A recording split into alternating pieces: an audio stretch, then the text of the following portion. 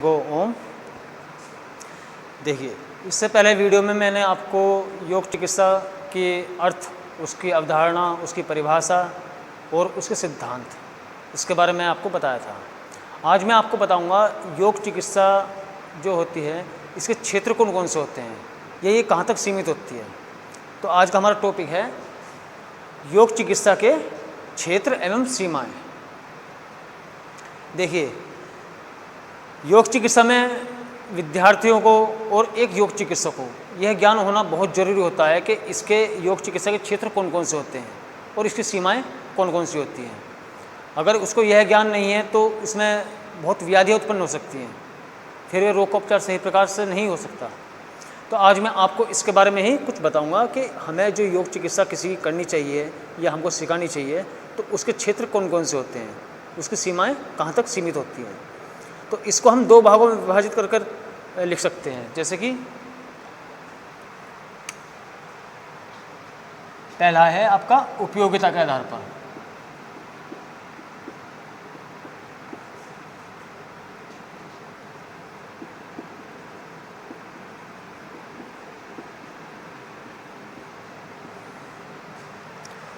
और दूसरा है आपका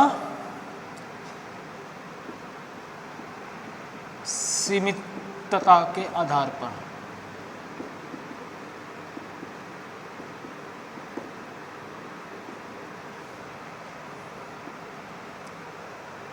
देखिए, सबसे पहले उपयोगिता के आधार पर। उपयोगिता से मतलब कि जिस रोग में या जिस व्याधि में हम योग चिकित्सक का उपयोग कर सकते हैं उसके अनुसार हम किस किस जगह कर सकते हैं, किन किन क्षेत्रों में कर सकते हैं इसका उपयोग। तो उपयोगिता के आधार पर हम सबसे पहले लेकर चलते हैं इसमें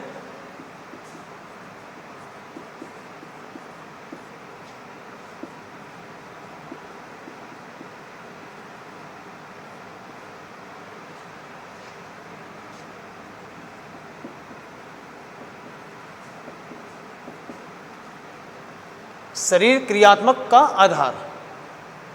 इससे तात्पर्य यह है कि जो अंग हमारे शरीर की क्रियाएं करते हैं, जो विभिन्न क्रियाओं में विघ्न रहते हैं, उसको शरीर क्रियात्मक का आधार कहते हैं। जैसे कि हम कोई भी शरीर का हमारा अंग है, जैसे हमारे लंग्स हैं, फेफड़े हैं, हृदय है, हमारी लीवर है, किडनी है, पाचन संस्थान है।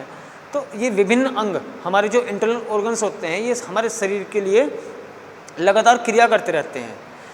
तो अगर इसमें कोई व्याधि उत्पन्न होती है, जैसे कि हमको ज्वर होता है, बुखार होता है, सर्दी जुकाम नज़ला, ये चीज़ें हमको होती है, नॉर्मली बीमारियाँ जो होती हैं, तो जो हमारे शरीर के जो ऑर्गन्स होते हैं, जो अंग होते हैं, वे उनसे प्रभावित होते हैं। और जब वे उनसे प्रभावित होंगे तो हम कोई भी कार्य सही पूर्वक नहीं कर सकते। और ये प्रभावित कब होते हैं? जब इसमें कोई ना कोई विघ्न डलता है, या तो कोई अंग सही प्रकार कार्य नहीं कर पाता, या हमारे अंदर कोई रोग आ जाता है, मतलब किसी न किसी व्याधि के कारण इसके अंदर व्याधि उत्पन्न होती है। तो इन व्याधियों को जो शरीर क्रियात्मक इकाई में हमारे सहायक हैं, इनकी जो व्याधियां होती है उनको दूर करने के लिए एक योग चिकित्सा बहुत ज़्यादा उपयोगी बन जाती है, या योग चिकित्सा हम कह सकते हैं बहुत ज़्यादा सहायक है। तो उपयोगिता के आधार पर इसमें शरीर की क्रियात्मक आधार पर जो हम इसकी व्याधियों को दूर करते हैं, तो वही इसमें होता है। अब दूसरा आता है इसमें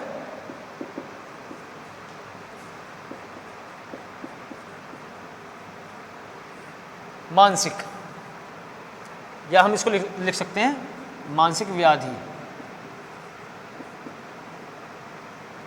देखिए, मानसिक व्याधि से क्या तात्पर्य है? मानसिक व्याधि से तात्पर्य यह है कि हम मान्य तौर पे हम शरीर से पूरी तरह स्वस्थ हैं, शरीर से हम पूरी तरह फिट हैं, लेकिन मन के द्वारा हम अस्वस्थ हैं। हम इसके द्वारा एक रोगी हम कह सकते हैं, हम रोगी बने हुए हैं। मानसिक व्याधियों में क्या आता है कि जैसे आज की कल की जो भाग दौड़ भरी जिंदगी है, तो इसमें आपने देखा होगा हमारे अंदर एक तनाव, एक अवसाद, ये बहुत विस्तार से फैल रहा है। हर आदमी के अंदर एक तनाव की स्थिति बनी रहती है, या एक अवसाद की स्थिति बनी रहती है। और आपने सुना होगा कि हल्का हल्का सिर में दर्द हमेशा रहता है, सिर में भारीपन रहता है, या मन किसी प्रकार या किसी विषय में हमारा मन नहीं लगता, कोई भी कार्य हो, उस कार्य को करने के लिए हम कभी भी एक लगनशील नहीं बनते। वो किसके कारण? सिर्फ अपनी मानसिक व्याधि के कारण। और मानसिक व्याधि हम कैसे दूर कर सकते हैं? मानसिक व्याधि हम योग चिकित्सा द्वारा आराम से दूर कर सकते हैं। जैसे कि हम विभिन्न प्रकार के आसन करते हैं, विभिन्न प्रकार के प्राणायाम करते हैं, विभिन्न प्रकार के बंध लगाते हैं, विभिन्न प्रकार की मुद्राएं करते हैं, या हम कह सकते हैं ध्यान क्रियाएं हम करते हैं, या त्राटक क्रियाएं हम करते हैं। तो ये क्या है? ये हमारे जो मानसिक जो तनाव होता है, अवसाद होता है, सिर दर्द होता है, या आप माइग्रेन वगैरह जो भी कुछ कह सकते हो, मन के जितने भी रोग होते हैं उनको दूर करता है। तो इसलिए हम कह सकते हैं योग चिकित्सा हमारे एक मानसिक व्याधियों को दूर करने में बहुत सहायक है। इसलिए इसका इसमें उपयोग होता है या प्रयोग होता है। और तीसरा आता हमारा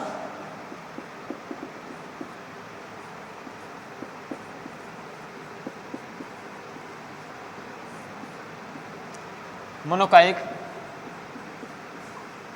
व्याधियां।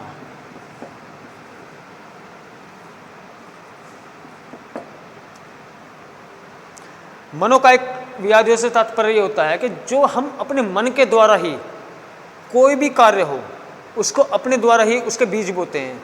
जैसे कि आज हम जीवन जी रहे हैं, आज हमारी इच्छाएं, जो हमारी इच्छाएं होती हैं, इतनी हमारे ऊपर हावी हो चुकी हैं कि हम उनकी इच्छाओं को पूरी करने के लिए अपना समय हमेशा आगे निकालने में लगाते रहते हैं। इस भागदौड़ भरी जिंदगी में, इस तनाव भरी जिंदगी में हम एक दूसरे से आगे निकलने की होड़ में अपनी मानसिक स्थिति बिगाड़ते जा रहे हैं, मानसिक भी और अपनी शारीरिक स्थिति भी। जैसे कि हमको किसी प्रकार की कोई इच्छा हुई, हमने दिन रात उस इच्छा को पूरी करने के लिए अपना समय लगा दिया, उसमें हमारा और कहीं किसी चीज़ पर ध्यान नहीं गया। सबसे मेन है कि हमारा अपने शरीर पर, अपने मन पर कभी ध्यान नहीं गया कि वो किस अवस्था में है, और हमने उस इच्छा को पूरी करने के लिए दिन रात अपना खान पीन भी सब कुछ भुला दिया, नींद भी नहीं आ रही, अनिद्रा आप पर हावी हो चुकी है। तो ये क्या है? ये आपके अंदर धीरे धीरे आपके मन में एक व्याधियाँ उत्पन्न करेंगी। उससे आपका जो इंटरनल जो ऑर्गन्स हैं, ये सब सारा सिस्टम बिगड़ेगा। और जब ये सिस्टम बिगड़ेगा तो आपका एक फिजिकली रूप से भी आप पूरी तरह सही नहीं रह पाओगे, और मेंटली रूप से आप सही प्रकार अपने जो आपके सोच विचार होते हैं, या एक आपकी सोच होती है कि आप किसी भी चीज़ पर एक आकलन करते हैं, वो भी किसी प्रकार सही नहीं कर पाएंगे।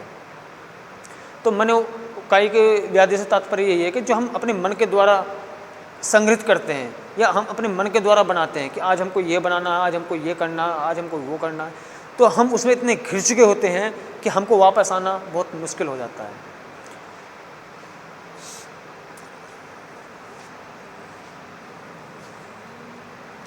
ये हो गया।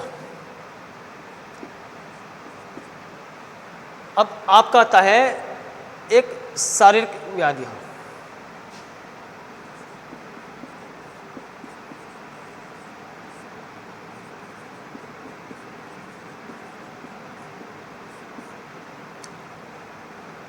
देखिए, शारीरिक व्याधि से क्या तात्पर्य है?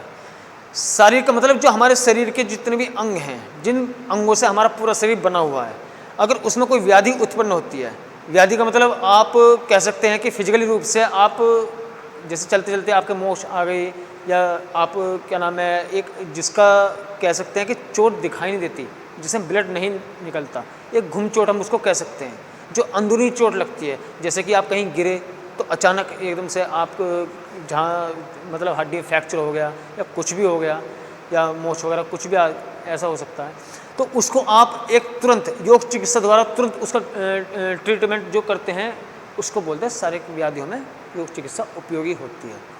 तो इसका मतलब यही है कि शारीरिक रूप से जो भी आपका थोड़ा बहुत जो कष्ट होता है उसको कहीं से कहीं तक योग द्वारा हम ठीक कर सकते हैं।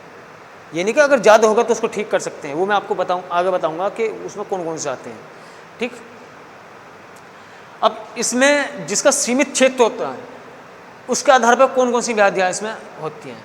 जैसे कि इसमें हम सबसे पहले कह सकते हैं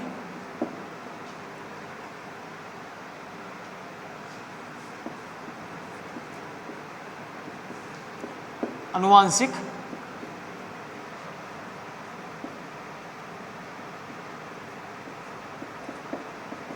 व्याधियाँ।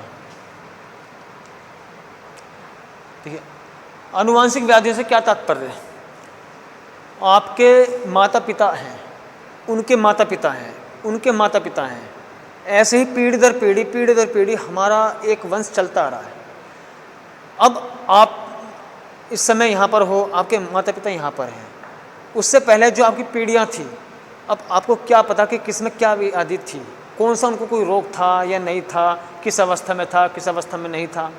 तो कुछ रोग ऐसे होते हैं कि जो एक अनुवांशिक तौर पर हमको मिलते हैं, जो आपके पीढ़ी दर पीढ़ी या आपके जो माँ बाप के अंदर जो एक रासायनिक तत्व जो होते हैं वही हमारे अंदर होते हैं। उसको हम किसी प्रकार से मिटा नहीं सकते, ना उसको कभी बदला जा सकता। जैसे कि आपके जो बाबा जी थे, जरूरी नहीं कि जैसे आपके बाबा जी को डायबिटीज़ थी, उसके बाद आपके पिताजी को हो या ना हो, कोई ज़रूरी नहीं है। लेकिन आपके बाबा जी के जितने भी लड़के या लड़कियां जो उनकी मतलब उनके बेटा बेटी हैं, उनमें से किसी न किसी को ये रोग जरूर लगेगा। उसको हम किसी प्रकार नहीं मिटा सकते, ना हम योग चिकित्सा द्वारा उसको अलग कर सकते। हालांकि इस पर अभी यूएसए में शोध हुआ था इस चीज़ पर, उसमें काफ़ी हद तक मतलब ये फ़ायदेमंद भी रही थी, लेकिन वो चिकित्सा एलोपैथ चिकित्सा थी, जो एक की अनुवांशिकता को जो जीन्स रहते हैं ना, तो उसको अलग हटाना, जो बीमारी के जीन्स रहते हैं। फिर जो नई पीढ़ी है उसमें कुछ तत्वों तक का हम समावेश कर सकते हैं। तो कहने का मतलब यह है कि जो अनुवांशिक बीमारियाँ जो चलती आ रही हैं उसमें हमारी योग चिकित्सा कभी उपयोगी नहीं हो सकती, क्योंकि ये व्याधियाँ ऐसी हैं ये जो हमें बहुत पुरखों से मिली हुई हैं और योग चिकित्सा में ये संभव नहीं है। दूसरा जैसे इसमें आता है चोट या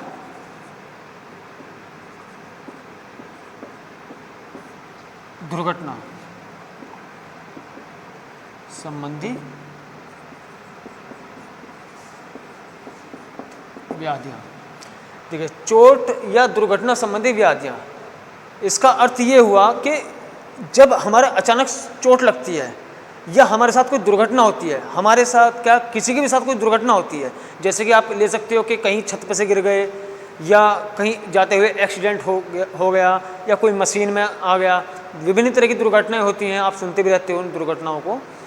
तो जो ऐसी व्याधियाँ होती हैं जिसमें अचानक चोट लगती है या अचानक दुर्घटना होती है, उसमें हमारी योग चिकित्सा कभी उपयोगी नहीं हो सकती, क्योंकि उसमें सिर्फ तुरंत आपको शल्य चिकित्सा का ट्रीटमेंट देना पड़ेगा या उसमें एलोपैथ का ट्रीटमेंट आपको देना पड़ेगा। इसमें आपकी योग चिकित्सा कहीं से कहीं तक भी उपयोगी नहीं हो सकती।